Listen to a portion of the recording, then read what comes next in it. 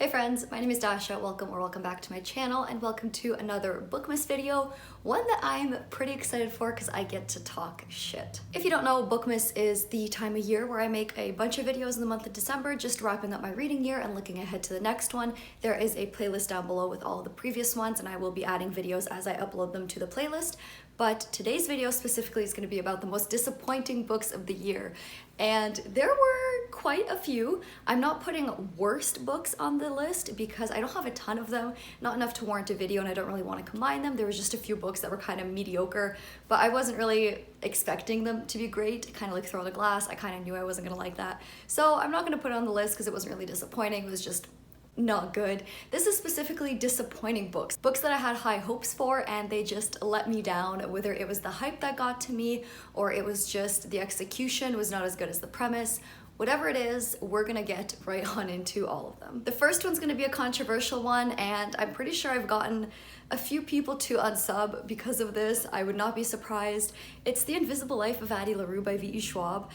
This was a book I really was anticipating. I pre-ordered it and let it rot on my shelves for a while, but I was still really excited for it, and then the hype started coming out once the book was actually released. This is a lot of people's favorite book. It's impacted a lot of people really deeply and I was really excited for it.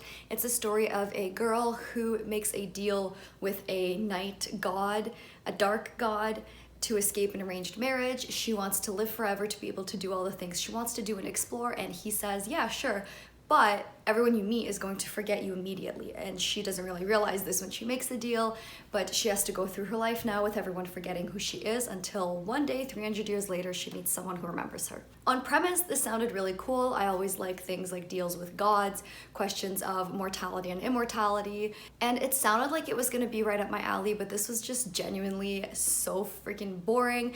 Addie was not someone I wanted to root for. It really felt like a self-insert for a reader to kind of ponder on these questions of loneliness and not having enough time in the world to do everything you want to, but it didn't feel like she had any real personality to root for. And when you're stuck in her head for so long, you kind of want her to be somewhat interesting. I found her love interest not particularly interesting either. He was a little bit better than her, but I also just didn't vibe with him that much. I found that while the writing was beautiful, it got extremely repetitive, and just overall I was really let down by this. I had such high hopes. I still think that if you want to read it, you absolutely should. I'm actually giving it to one of my family members for Christmas because I think she's gonna really like it. I just don't think this book was for me, and that was extremely disappointing because I really had high hopes. Next is one that I had put on my 5-star predictions list, so you know I was excited for it, and it's So You've Been Publicly Shamed by Jon Ronson. This is a nonfiction about public shaming either on social media or in regular media. This author talked to a few people who have faced these kind of large public backlashes for all sorts of things, from a mean tweet to a kind of losing their journalistic integrity and plagiarizing or not fact-checking, and it's interesting in premise. The problem was this book was published in 2015, so it was grossly outdated by the time I read it in 2021. And not only that, I found that the author tended to focus on himself a lot or kind of make it more about him when it felt like it should have been about other people, and overall I just didn't vibe with this as much as I wanted to. Sure, there were some interesting discussions that were started, but again, given how dated it was, it felt kind of almost borderline irrelevant in today's day and age because the internet moves so fast and media moves so fast, and it just felt like this book was a little bit too ahead of its time. I feel like it would have been really interesting to see a more updated version of this text. As you can see, I did tab this book up, so clearly there was some things that stuck with me that I felt were profound and interesting. So it's not like I thought this book was bad, but this is a disappointing books video and this disappointed me. I really hope that there's going to be an updated version of this, or that someone writes a book that is similar, that discusses things that happened more recently in the internet world. I mean, there was so much drama with YouTube over the last 4 or 5 years. There was a lot of social justice movements on the internet that can kind of be tied into this, I'm sure, and things like cancel culture were a lot more discussed recently. So if someone wants to take it upon themselves, I would be forever grateful because that would be something I would love to read. But this just didn't quite work for me. Not entirely the fault of the book, some things were, but this was just kind of disappointing to read when I did read it. The next book I want to talk about actually ended up being a DNF. It is The Bear and the Nightingale by Catherine Arden. This is an adult fantasy that's set in like medieval Russia, and there's a little bit of like religious undertones in it, where the Christian characters start to kind of try to eradicate the pagan folklore in this main character's small town, but she can actually converse with the folk spirits, and she doesn't really want them to be gone because they're protectors of her town. And this sounded really good in premise. Unfortunately, I didn't care. I was bored. I did not like the writing style. For some reason, every time I put it down, I did not want to pick the book back up. I just felt like it was extremely draining and boring. And I know a lot of people love this book, and I thought it was going to be for me because I would have loved to see someone's interpretation of Russian folklore, and I would have loved to experience, like, they're pretty short for fantasy books. There's 3 of them, and they're nice and short and quick. And I like that it was maybe historical fantasy, a little bit different, but overall the first book really didn't work for me. I DNF'd it about 60 pages in, and I just thought it was entirely too slow. I never wanted to pick it back up, and it was disappointing because I thought I was going to love it, and I didn't, and I am very sad about that. The next book on this list is also a fantasy book. It is Red Seas Under Red Skies by Scott Lynch. This is the sequel to The Lies of Locke Lamora, which is one of my favorite fantasy books ever. It's so much fun. It follows Locke and Jean, a couple of their friends, who are all thieves belonging to the Guild of the Gentlemen Bastards. They create these elaborate heists to steal from the rich, and it's just so much fun. It's so crass and dirty, but it's so fun to follow these characters and their antics. And so in the second book, I was really excited for it, despite the fact that I knew that it was set kind of with like pirates and set on the sea, which is something I normally do not like in books. But I was still excited because I thought the characters would save it. And this was a 2.5 star read. This was not for me. I struggled. It took me like 3 months to read this. I really did not like it. The sea setting was not the only thing that didn't work. It was also the author's writing that did not work with this type of story for me. His writing is very descriptive. A lot of people complain that it is overly so. I personally enjoy descriptive writing, but when it came to this, when he was just going on and dropping all these nautical terms and terminology about the ship and pirateering, and I was just so fucking bored. I did not care. I don't want to hear your research just word vomited in your book. I want to have it tied in seamlessly, but also still give me the plot and the characters. But it felt like there was long chunks where it was just the author trying to show off how much he researched. And I had the same issue with The Devil in the Dark Water by Stuart Turton, which was also set on a ship. And I thought that the author just kind of went on too long about all these nautical terms, and it just wasn't interesting to me. And the same thing happened here. The parts that we got that were story were not all great either, to be honest. There was a lot of things that felt very convenient. There were some things that did surprise me that felt very natural based on what we know of the characters, but some things just felt kind of contrived, and it felt like the plot was just trying to live up what the first book had with a different setting, but it just didn't quite work as well. The characters were great. Some of the ones that we met too, I really, really loved, but there just was something so off with this one, and it was such a disappointment because the first book was so great.